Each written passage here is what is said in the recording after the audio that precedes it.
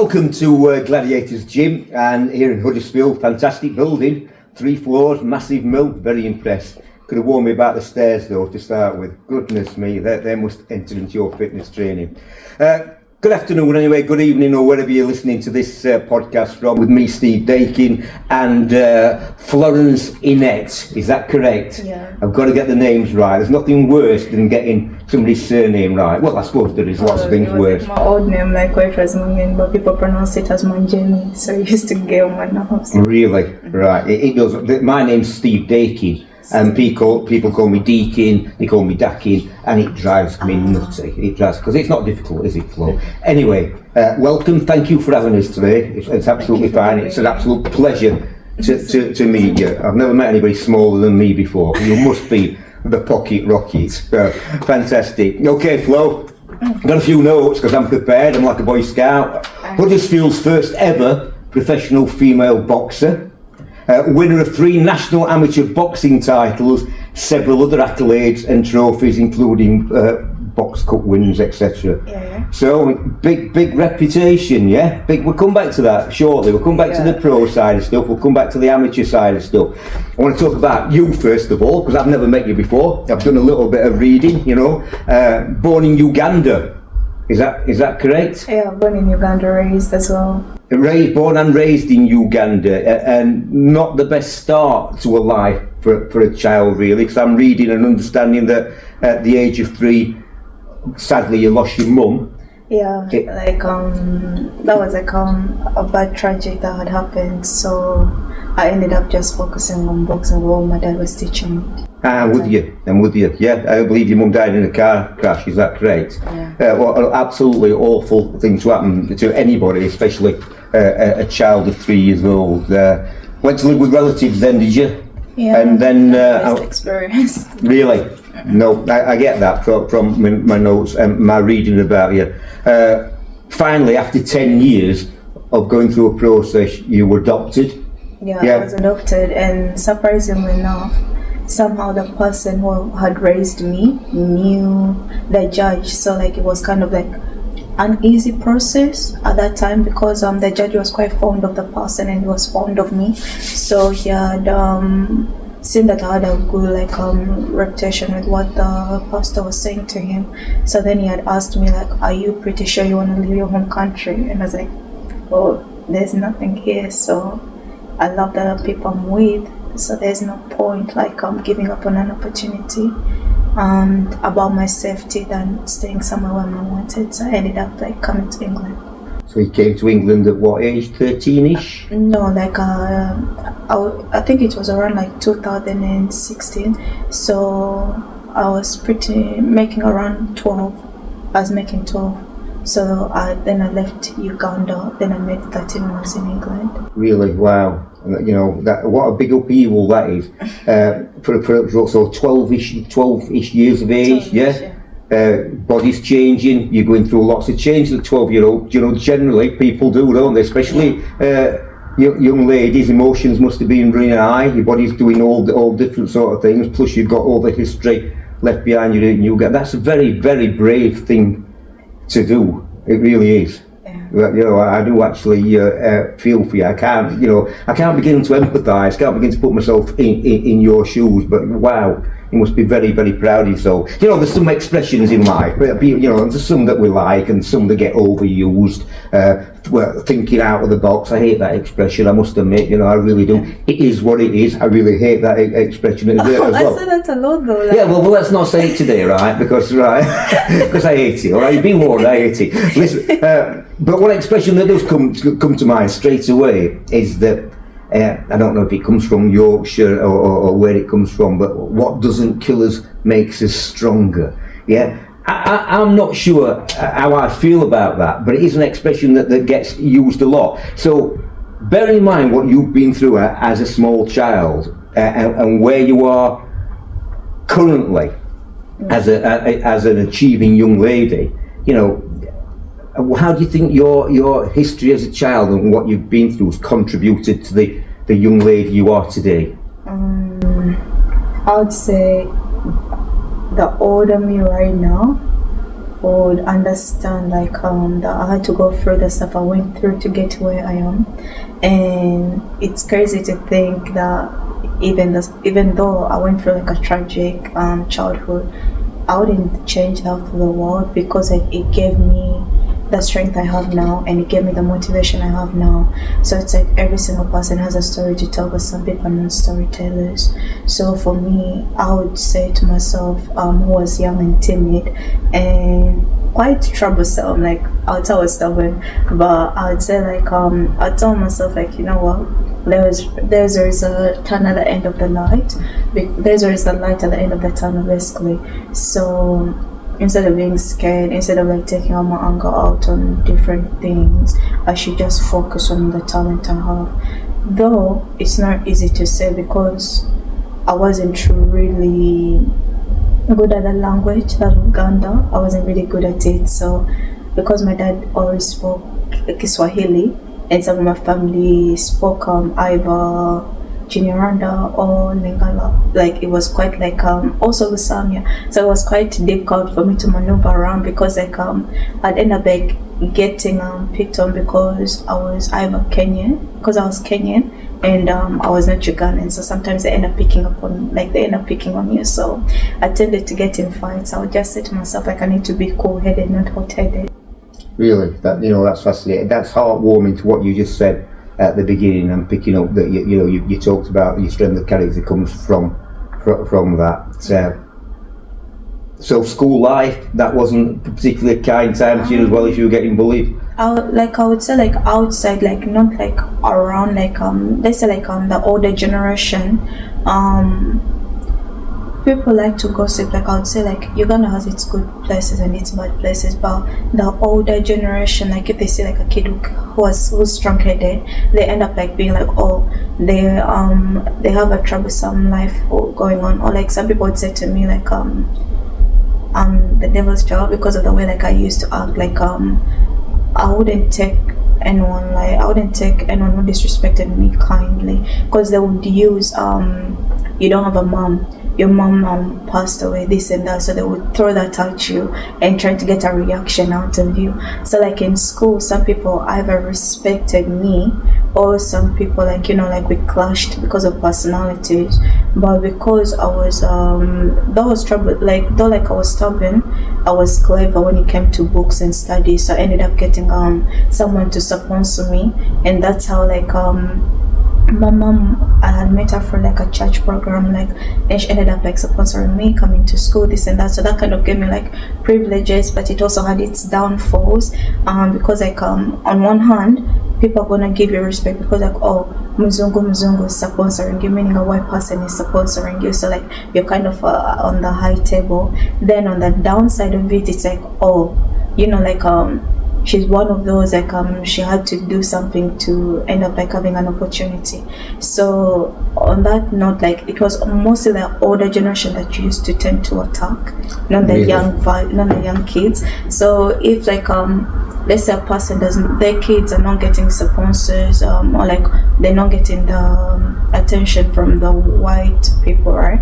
They end up like being to the other child, like they end up like antagonizing you, yes, and like trying to get like to give you such a bad reputation. So they'll be like, it's mostly like jealousy and envy. So sometimes I don't know why I reacted to it, but I think like mostly when they mentioned my mom, that's what made me go. Of course. So like I ended up like to be honest, I ended up fighting like parents, kids. So like I have like to be feared, I guess. So I ended up getting that true like fear, like when it came to my name, like people like, oh, we don't want problems with that, because like of the way I was. But then like people who knew me, who were closer to me, they understood like I'm just a broken child, I'm just trying to maneuver my way through life. So I ended up years later on, I ended up doing what proving them wrong for everything. So then it turned out like I wasn't really getting to see my dad. I wasn't really getting to see mostly of the family because like we weren't that close. So I stayed in school most of the time throughout. if people could remember me, they just remember like a troublesome kid, like a stubborn child. Okay. But loving, like some people love me, some people didn't like me. It was more like love me or hate me sort of relationship back home. That's fascinating. It really is fascinating, that, and again, pulls on the heartstrings, because people can be so cruel. And you've just alluded to the fact that it was the majority were adults and not children. Children to it's not acceptable, but children to a degree you can accept that and expect it to a degree because they're ignorant. But adults are really bad. Kids, I was taught love, like what was it, like my granddad, my late granddad, when I was around 2 or something, all I could remember was like pictures of smiley faces before I got taken away from my granddad. I would say like from what I see, kids from a young age, they don't know hate, they don't know discrimination, they don't know anything like that. They know love, but that's like depending on what the parent teaches them, that's what they adapt to. So I was told like to defend myself but still be respectful towards other people. So that's how I was brought, like I was kind of brought up by my grandma. But then on the other hand, she also told me to not take any BS from no one. So from what I remember, like being dark skin, so like they would separate you in 4 different types. So you have the lighter skin kids, white basically, then you have light skinned kids, that's mixed, then you have dark skins, then you have Sudanese, like proper like on like full on black, right? So like parents tend to teach their kids, segregate them to be like, oh, she's dark, oh, she's this. So they teach you hatred sometimes from what some kids like just did what like reflected their insecurities from what their parents taught them onto other kids. So in the school I was, it was a Christian school, but some kids came from all different sorts of backgrounds. Some were orphans, some had stuff going on, some didn't even have like school fees, but still like they were getting sponsored because of how smart they were. So for me, I would say like I don't think I have the courage to beat myself like that. I just see it and I'm like, I was 1 in a million who ended up leaving. Because like when I tell them I'm from Uganda, they automatically think, oh, she came from a country where it didn't have water. She came from a country that they see like this bad side of Uganda, but they don't see the good side. It's ignorance. That's just ignorance, isn't it? It is very, very, very ignorant. And I couldn't agree with you more. Children aren't born bad. They're not born with nasty streaks. They're born uneducated, quite clearly, because they're a blank sheet. And anything that they generally come out with is a product of the parents and a generation. It's learned behaviour. Like it is what you saw basically. It is very much so. You just mentioned, you touched on a little while ago that you were involved with a church program and got sponsorship from church program. What do you have faith? Do you have religion? Yeah, I believe in God, like I follow of Christ Yahweh. So for me, how could I explain? I wasn't really like into that church program. Like I met my mom by chance, I guess. It was like a group of kids. Was it like around 2009, something like that? Roughly like around 3 or like 4, 3, something like that. I can't remember. All I remember is like she was basically like where you saw. But for me, like I saw a golden, was it like I have a silver necklace or golden necklace, and I was hungry and we had just finished playing, we had just finished causing chaos. So I was like with my group of friends, like, oh, there's a church, like it's a well-known church, Kawa Redeemed Church. It's like where it was centered, like the church was here, my grandma's house was there. So like anything I do automatically gets reported back to my grandma. So I was like mischievous. So I ended up like sneaking into the church and we're like, oh, there's Bazungu. Bazungu means like all white people, right? So like, oh, there's Bazungu, international people. Like, and like my friends were so like, oh, hi, da da da da. Me, I was wary of strangers. So I was like, what do you want? Excuse me. I wasn't speaking English at the time. So I was like, no. Don't pick me up. No. So next thing you know, like I ended up like sitting on my mom's lap now. Like ended up sitting on her lap. But I was there for a different reason. I was hungry and like they had snacks. And then like she had a necklace on, so I was like, oh, I'm gonna hug her so I can take the necklace. Then I ended up like keeping it. It was like one of the memories I remember. Like I ended up keeping it. Then she said, I'm gonna come, like, who are your parents? And I said, why are you asking? Because we had someone to translate English to Uganda. So then like we ended up like building our relationship from there. So I was always wondering, like, why is this woman coming back? Like, why does she keep coming back? And I didn't know, like, she was the one paying for my school fees. So I ended up like, she ended up coming over to visit me most of the time. Most of the time when she came, I was sick, but she ended up like coming for years and years and years and years and years. So we ended up building that trust. And I was like, oh, okay. So she was basically like the mom figure I never had as a child. So we spoke about it. Long story short, she ended up adopting me. What a beautiful story, and it just goes to show, you know, from the hardships of, you know, the hatred, there are beautiful people in this world, aren't there? That can love and great memories, yeah. That's good. And now you're together, and you're still building a future together. That's beautiful. Let's move forward a little bit then. So you know, you're getting into you're a teenager or on the cusp of being a teenager. When did you first enter a boxing gym? What happened? How did that come about? Oh, let me see. Was it 20? I can't remember if it was 2019 or 18, roughly around that time. So what sort of age would you be then? But because I'm trying to do the maths, but I was rubbish at 3 subjects. I'm talking about maths as well. Yeah. But all I can say is like I was like year 9, and my friend at the time, my teammate still now, was in year 7. Yeah. So in year 9, I ended up like coming from. We moved all the way from Stockton-on-Tees, Thornaby. We moved all the way from there. Then we came to Hoodysfield, where we were traveling early in the morning just to come to the school. I was out at the time, museum, and I ended up like you know, at first I wasn't really coming to boxing like that. Like I was just like going to school. My friend was telling me about boxing.